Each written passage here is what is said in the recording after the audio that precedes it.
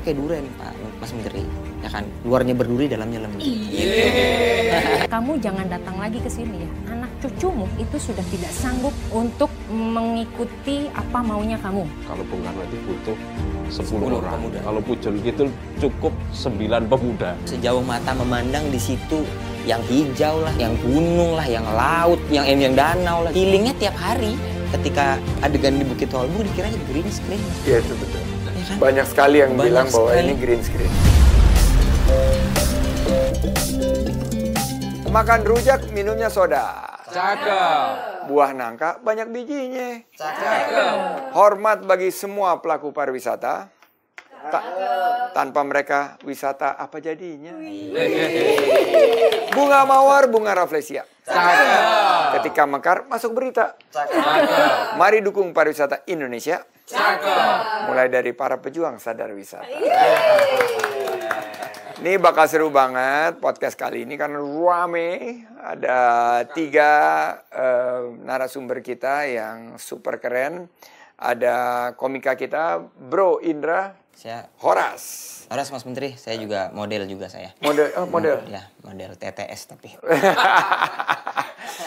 Model TTS. Dan ini ada senior saya dan hero-nya Desa Wisata Pujon Kidul. Bapak Pudi Hartoko. Salam satu jiwa. Arema. Dan ada Mbak Nuke, dosen dan trainer kepariwisataan. Super keren. Dan kalau kita ini di sini, karena sudah bagai ulus, maka kita sampaikan salam sama-sama Horas. Kali ini kita bakal terbang jauh ke Danau Toba. Ini kira-kira kita mendaratnya di Silangit atau di Kuala Namu nih? Kuala Namu harusnya. Mas Silangit aja Pak. Silangit ya. Ini aja udah mulai ada percekcokan. Kuala Namu singgah ke Binjai dulu. Silangit. Singgah ke Binjai Oh, dulu. Binjai dulu. Silangit itu kan baru. Dan lewat Ya Siantar udah. juga. Iya, lewat Siantar, makan roti ganda. Tetap Silangit, tetap Silangit. Ya udah Tetap Silangit. boleh. Oke, kita mendarat di Silangit. Dan kita akan ngobrol desa-desa wisata untuk bergerak dan mengembangkan potensinya dan menumbuhkan rasa bangga terhadap sektor pariwisata di Danau Toba. Saya ke Bung Indra dulu nih. Siap, Mas Menteri. Atau Lai Indra ya? Lai Indra. Boleh, boleh, Mas Menteri. Lai Indra, apa kabar nih? Sehat, alhamdulillah Mas Menteri. Dan sibuk apa nih selain jadi model TTS? Baru beres ini Mas Menteri, syuting film. Jadi ya udah. Ini film baru nih. Ini film baru benar. Oke. Ini film baru Mas Menteri setelah ngeri-ngeri sedap. Saya dan Benedion sama teman-teman ada YouTube si podcast agak lain. Akhirnya ada satu PH yang berani, yang bisa kita kibulin sebenarnya. Akhirnya mau membuatkan kita untuk jadi film. Tapi latar belakangnya sebenarnya background story-nya itu kami anak-anak dari Sumatera Utara. Oh gitu. keren. Jadi ini hawa-hawanya Tanah Batak lagi. Betul Mas Menteri. Dan Ya. kalau Lai Indra sendiri sekarang kan udah lebih sering pulang ke Danau Toba di sana ya. Gimana perkembangannya menurut Lai Indra nih? Wah seru banget Mas Menteri. Apa ya? Indra kan tinggalnya di Binjai ya Mas Menteri. Cuman ke Danau Toba itu dulu standar loh waktu kayak naik-naikan kelas, lulus-lulusan itu tuh ke Danau Toba gitu. Terus sekarang bolak-balik pulang tuh kayaknya banyak banget ya tempat wisata baru gitu, kayak setiap sudutnya. Oh ini ternyata di sini iya. Oh ternyata di sini iya gitu. Kayak kemarin yang habis ngeri-ngeri sedap tuh Bukit Holbung itu adalah kali kedua Indra ke situ, dan yang kedua kalinya itu kayak bagus banget ya gitu. Jadi kayaknya Danau Toba itu semua sudut itu kayaknya tempat wisata deh. Dan udah sangat berkembang sekarang karena setelah film Ngeri-Ngeri Sedap itu kan jadi tempat selfie ya. Iya. Bukit Holbung. Benar, Bukit Holbung. Juga di beberapa tempat di Balige. Iya Mas Menteri, di rumah yang kami sewa itu aja si Opung itu sampai bingung. Ngapain orang rame-rame datang ke rumah ini gitu. Ya karena dipakai kan rumahnya, terus orang jadi tahu tempatnya gitu. Dan alamnya emang bagus banget ya. Bagus banget. Iya. Tapi yang lebih hebat lagi budayanya sangat kaya. Dan sejarahnya juga sangat fenomenal ya kalau kita gali. Nah, Lai Indra nih kalau lihat dulu pertama kali saya ditugaskan Opung juga, Iya. Opung Luhut, Iya. untuk mengembangkan Danau Toba ini, banyak yang bilang saya termasuk orang-orang Batak di sini, susah lah San, di sana orangnya keras-keras adatnya.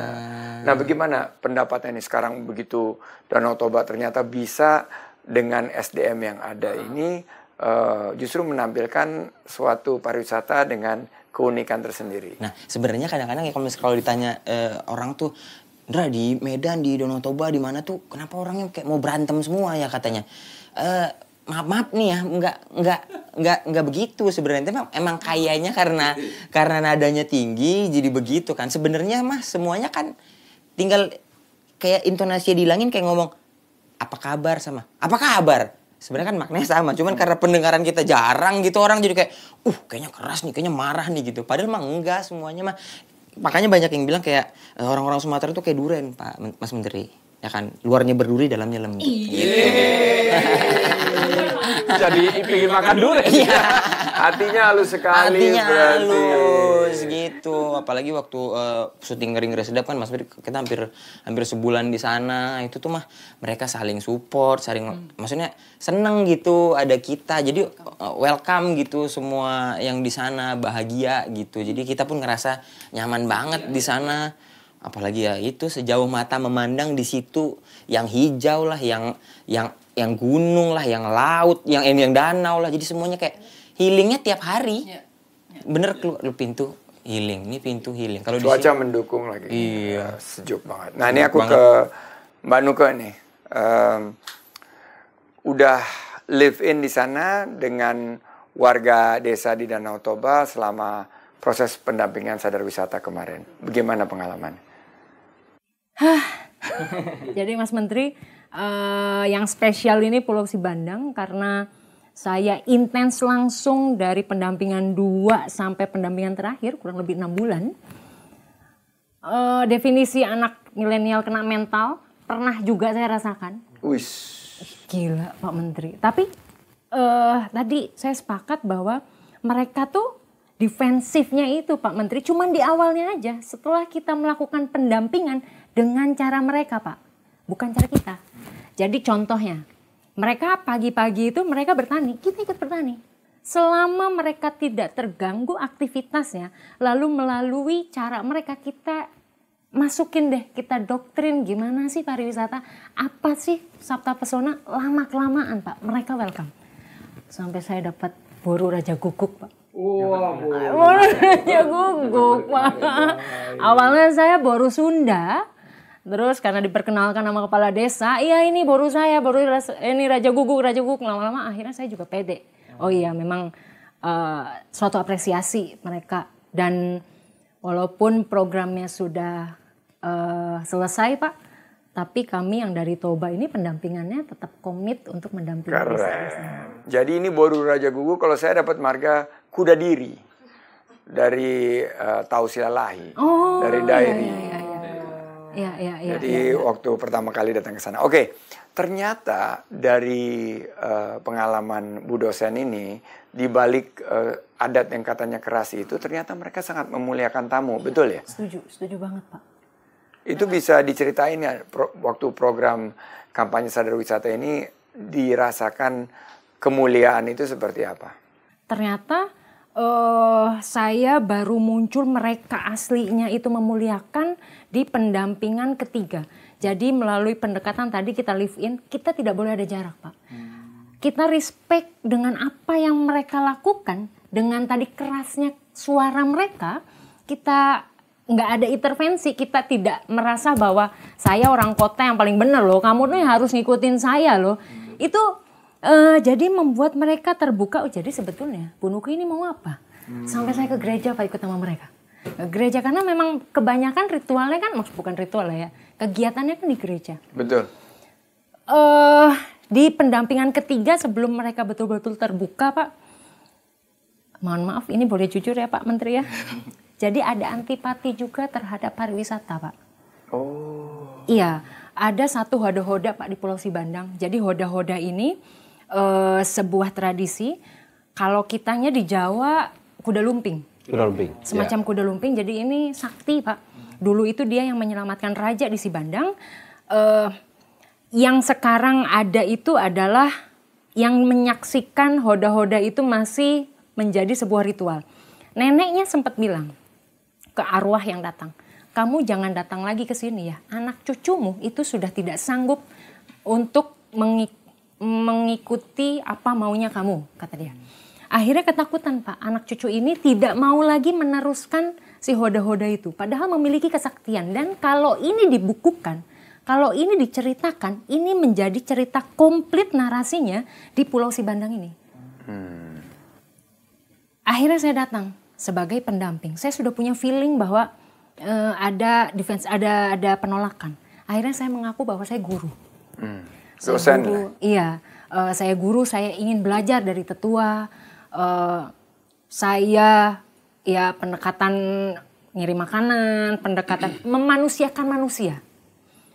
Akhirnya terima Pak, akhirnya terbuka ya. Salah satunya juga sampai beliau yang Bapak ini bilang kayaknya kamu udah kepelet sama opung, kata dia. Karena secinta menunjukkan bahwa saya respect dengan adat itu, dengan kesakralan itu. Jadi lama dari satu rumah berikutnya terbuka, terus akhirnya kita sama-sama makan bareng, akhirnya marhobas, kalau istilah kita yang tahu marhobas itu ya kita bersama-sama gotong royongnya warga Batak Pak. Itu akhirnya ya memang bukan saya yang mengakui bahwa saya pariwisata, bahwa saya orang luar, tapi mereka yang ini boru saya loh. Oke. Ini anak saya loh, ayo dulu ini anak saya, ini anak saya. Jadi nggak perlu lagi saya memperkenalkan saya siapa. Segitu memuliakannya ya Mas. Iya Pak. Dan Bandung kan Sunda ya. Katanya sekarang ngomong puntennya udah punten ya Udah nggak katanya. bisa, udah nggak ada punten. Udah nggak ada lagi punten Udah sekarang. nggak ada lagi Udah nggak punten. cocok. Jadi ngeuwong ke uwong itu bahasa Memanusiakan Bataknya apa itu ngeuwong ke uwong? Ngomong ke uang apa ya? Ngemanusiakan manusia ya? Apa ya Mas Menteri ya? Mas Menteri suka bikin PR. Iya. Tapi memang kelihatan Mas Menteri bahwa cara mereka menyambut tamu tuh emang semuanya kan waktu syuting Ngeri-Ngeri Sedap kan Mas Menteri ada rumah si salah satu set itu kan dipakai ya Mas Menteri. Iya, betul. Rumah itu. Nah, yang punya rumah akhirnya pindah ke rumah dia sebelahnya. Kita setiap syuting Mas Menteri dimasakin ubi. Dimasakin ubi goreng kering gitu. Jadi awalnya kita ngerasa, wah, baik banget ini ya. Sampai tiap hari dikasih sampai ada momen nggak dimasakin. Jadi kita kayak ubi kok belum datang nih ubi. Tagihan Udah mulai ngelunjak. Iya maksudnya, wah jadi ngelunjak nih jadinya gitu ya. Karena enak banget gitu Mas Tapi Menteri. sampai Bupati Tapanuli Utara ini kawan saya Nixon ini juga sampai betul-betul memberikan apresiasi dan dukungan ya ke Mbak Nuke. Oke, Luar biasa. ini menunjukkan bahwa ternyata SDM kita, manusia kita di sektor pariwisata ini yang luar biasa. Jadi kalau ke Danau Toba ini jangan underestimate. Banyak orang-orang Batak di Jakarta nih bilang, udah deh nggak bisa lah. Tapi ternyata melalui kesan tadi peluangnya sangat besar dan bukan hanya Danau Toba itu memiliki alam yang indah, tapi juga budaya yang sangat ramah. Dan saya diajarin nah kalau ini sama Bupati Toba. Bupati Toba itu dia bilang kalau orang Batak itu menerima itu 10 jari di telungkup sama 1 kepala dikasih, jadi 11 yang diberikan. Jadi sebetulnya kita kadang-kadang hanya melihat, makanya kan dibilang don't judge a book by its cover.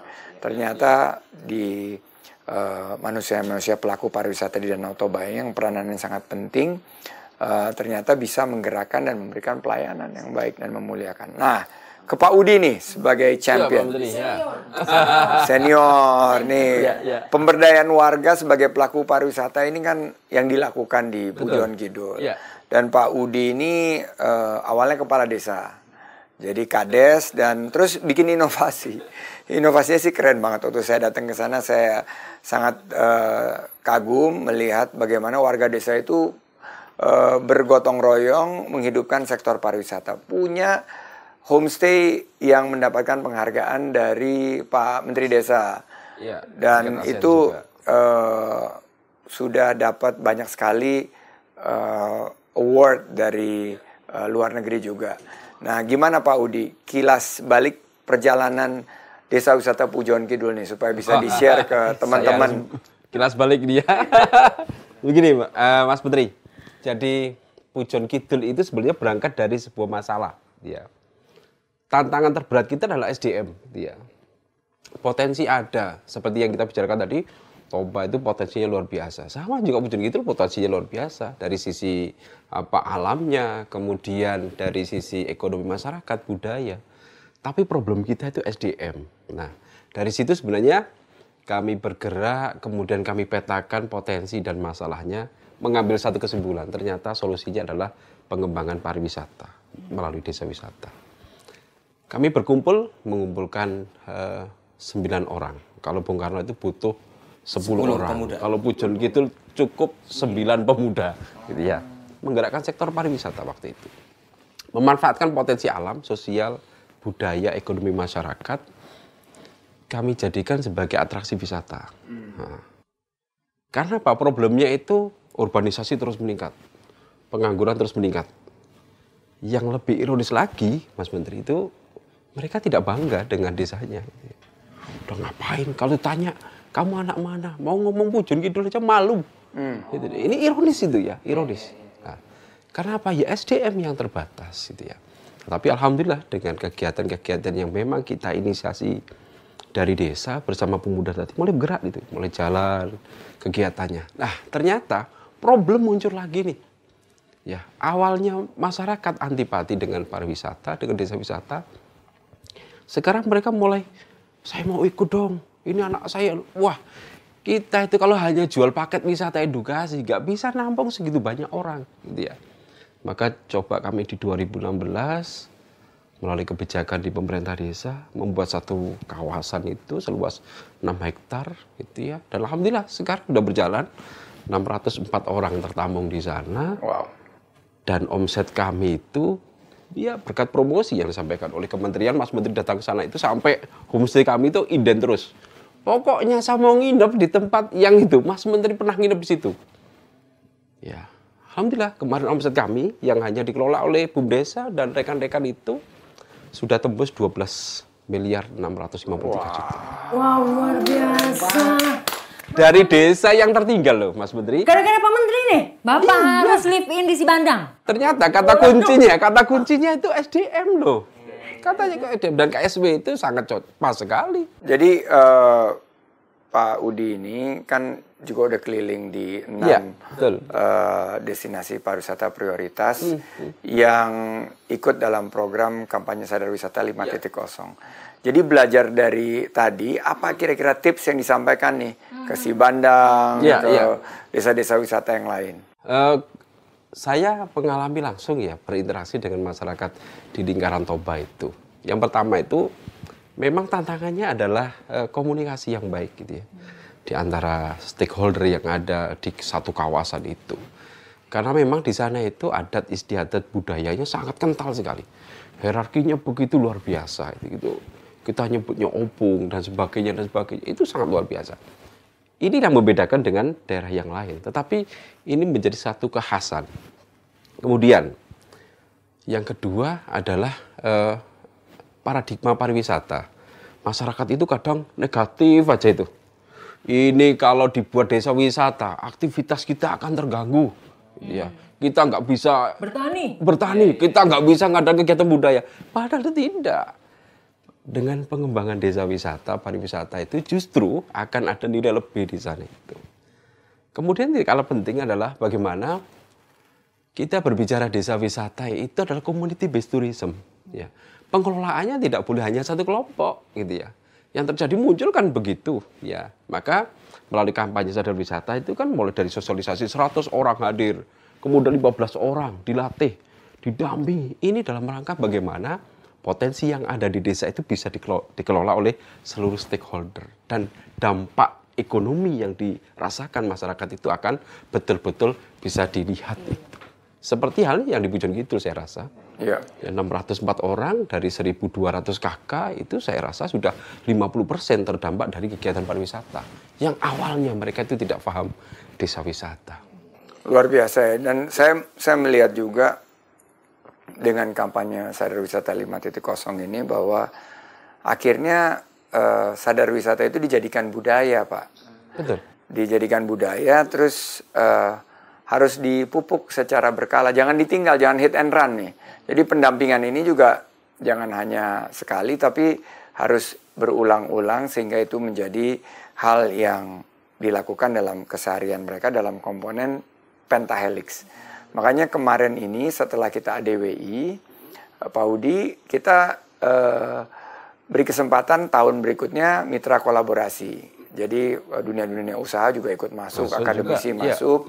Setelah itu tahun berikutnya kita dukung dengan DPUP, yaitu dana pendukungan usaha pariwisata. Jadi kita ingin setiap desa itu punya produk unggulan, usaha pariwisata yang unggulan yang bisa kita mulai dari homestay sampai juga kuliner, kafe mewah, mepet sawah, dan lain sebagainya. Jadi ini adalah peningkatan SDM pariwisata yang harus kita terus lanjutkan. Nah, saya mau tanya dulu ke Bro Indra nih. Ya, Mas Menteri.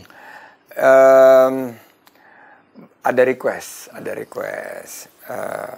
Gimana caranya di film-film Indonesia ini disisipkan juga bagaimana wisata. Kemarin kan saya lihat ada film-film di luar negeri itu menampilkan juga destinasi-destinasi dan budaya kuliner. Mungkin nggak sih di film-film kita atau di materi-materi stand up komik ini disisipin gitu tentang budaya wisata dan sadar wisata itu sendiri. Sebenarnya sangat mungkin dan ya masuk gitu Mas Menteri kalau dibilang dari segi materi aja kadang-kadang kita itu suka membahas hal-hal yang sifatnya amat sangat budaya gitu. Kita ngobrolin soal bagaimana perilaku masyarakat, kita ngobrol soal apa ya bilangnya ya interaksi kita gitu. Kalau di film lagi apalagi film mah visual banget kan Mas Menteri.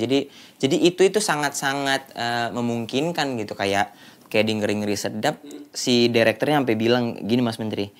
Sebenarnya di Ngeri-Ngeri Sedap ini dimanapun kita taruh kamera hasilnya bagus. Iya, jadi di atas Bukit Holbung tuh mereka kayak diskusi tuh si Benny Dion sama kameramennya. Kira-kira enaknya sudut mana ya Bang gitu untuk adegan gitu. Terus si Dopinya bilang ambil melihat gini keliling. Sebenarnya di sudut mana aja ini bagus sih. Sampai orang kan ngira bahwa si di film Ngeri-Ngeri Sedap itu ketika adegan di Bukit Holbung dikiranya green screen Mas Menteri. Iya itu betul. Ya kan? Banyak sekali yang bilang bahwa ini green screen. Ya, ini green screen ya? Ya orang kita panas-panasan green screen gimana? Kalau green screen mah di studio gitu. Jadi amat sangat mungkin Mas Menteri untuk ya industri kreatif kayak film, kayak materi stand up untuk membahas hal-hal yang sifatnya pariwisata amat sangat mungkin. Terakhir nih pertama ke Mbak Nuke dulu terus ke Pak Udi. Kira-kira istimewanya program kampanye Sadar Wisata 5.0 ini apa dan layak nggak sih kita lanjutkan di tahun-tahun selanjutnya? Ayo, Mbak Nuka. Sekalian titipan dari teman-teman di Toba, saya sampaikan ke Pak Menteri sekarang. Bapak, kami 18 desa wisata di Danau Toba sudah memiliki paket wisata, Pak. Paket wisatanya itu dari mereka yang menciptakan, Pak. Contoh, di sini nggak ada apa-apa, bisanya malam. Ya udah, kita malam aja bikin pertunjukan, pakai api unggun, anak-anak menari. Itu berangkatnya bukan dari kami pendamping, Pak. Bukan. Tapi mereka yang akhirnya menyadari, ya udahlah, nggak setiap hari nggak lama di sini, tapi minimal kita bisa mempertunjukkan ini. Gimana Bu menurut Ibu? Itu berangkatnya dari mereka, Pak, bukan dari kita. Jadi mereka yang memiliki level kesadarannya meningkat dari kampanye Sadar Wisata ini, Pak. Luar biasa. Pak Udi. KSB itu jawaban Mas Menteri, kegalauan kami. Ya, beliau ini akademisi, kalau saya kan orang desa. Yang dulu ribet sekali, gimana bikin paket, apa itu pelayanan prima, gak ngerti kan. Jawabannya adalah KSB, itu sangat keren sekali. Dan ini menjadi iri-irian, bukan hanya di tempat ini aja, tapi desa-desa yang tidak mendapatkan ini, pingin Pak. Karena apa? SDM mereka meningkat. Kata kuncinya KSB itu kan SDM Pak. Kami nggak bisa apa-apa tanpa adanya penguatan kelembagaan, pelatihan nggak bisa apa-apa. Kami orang desa Mohon maaf, di tempat saya sedikit cerita saja. Pelakunya itu anak-anak SMP, SMA, Pak. Tapi mereka bisa jadi manajer. Bisa jadi manajer operasional. Dan dengan kegiatan pariwisata itu kesadaran mereka luar biasa terkait pendidikan. Mereka mau kuliah sendiri. Coba keren nggak itu? Mereka mau lonjatkan lagi ke SMA, jenjang yang lebih tinggi. Dan jawabannya sebenarnya di KSP, Pak. Terjadi Pak di Pulau Sibandang. Akhirnya ada yang daftar ke Poltek Par Medan. Cuman gara-gara tertarik, oh begini rupanya pariwisata ya. Saya pernah mendampingi salah satu desa wisata itu ya. Yang awalnya mereka itu ketika mengucapkan bahasa Inggris gitu ya. Kepada tulis akhir dengan mereka nulis itu jauh berbeda. Kami itu sampai bingung ini ngomong apa, nulis apa. Tapi berkat pendampingan di KSP itu sekarang mereka pede antara ucapan dengan tulisan sudah clear. Nggak ada masalah. Dan rekaman itu senantiasa kirimkan ke kami, Pak Menteri. Wih, keren kalian itu di salah satu pulau itu. Anak-anak yang hanya SMA dan sekarang semangat mereka ingin melanjutkan pendidikan. Itu sangat luar biasa. Di pulau bahkan itu. Pak, saya ingin kuliah. Karena apa? Ya ada faktor ikatan emosional. Kemudian kita memberikan pendampingan, pembelajaran. Ini loh ke depan wawasannya seperti itu. Inilah yang sebenarnya menarik dari kampanye sadar wisata. Mas Menteri, mohon maaf ini. Kalau kita kan dicecar lagi terus pertanyaan ini. Ngapain ini dia? Kalau menurut Mas Menteri ini kan mau berakhir KSP ini. Nah ini saya udah dapat masukan tadi. Dan kalau kita kan bikin kebijakan berbasis data. Dan dari segi Monef ini positif hasilnya kampanye sadar wisata 5.0. Luar biasa. Ini akan kami ajukan lagi dan malah akan kami perluas. Jadi selama ini kan hanya di 6 DPP, mungkin bisa kita tingkatkan jumlahnya. Tim teknis sekarang lagi mengecek dan sebetulnya pendanaannya ini banyak yang nawarin. Kita kemarin agak selektif, termasuk juga ada dari Bank Dunia. Karena ini betul-betul bisa mengatasi beberapa tantangan pembangunan berkelanjutan, Sustainable Development Goals. Terima kasih, mudah-mudahan bisa terus berkolaborasi. Terakhir nih, aku mau minta langsung kepada Bro Indra, tolong ajakin para penggemar podcast Wonderful Indonesia ini untuk berwisatanya di Indonesia aja. Tapi pakai punchline atau pantun atau pakai logat Batak, terserah apa aja. Silakan mengajak viewers podcast Wonderful Indonesia untuk berwisata di Indonesia aja. Petir bukan sembarang petir. Cakep. Petir menyambar si HP boba. Cakep. Ayo semua hadir dan berwisata di Danau Toba. Ya. Pulau Samosir, Pulau Sibandang. Cakep. Yuk, kapan kita main ke sana? Cakep. Ayo, Program berangkat. KSW pengennya diperpanjang. Amin. Karena dampak positifnya kemana-mana. Iya.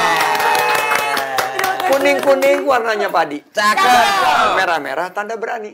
Cakep. Terima kasih Indra, Mbak Nuke, dan Pak Udi. Cakep. Sudah meramaikan podcast kita hari ini. Terima kasih. Mauliate Godang. Horas. Sampai jumpa di podcast Wonderful Indonesia berikutnya. Assalamualaikum warahmatullahi wabarakatuh.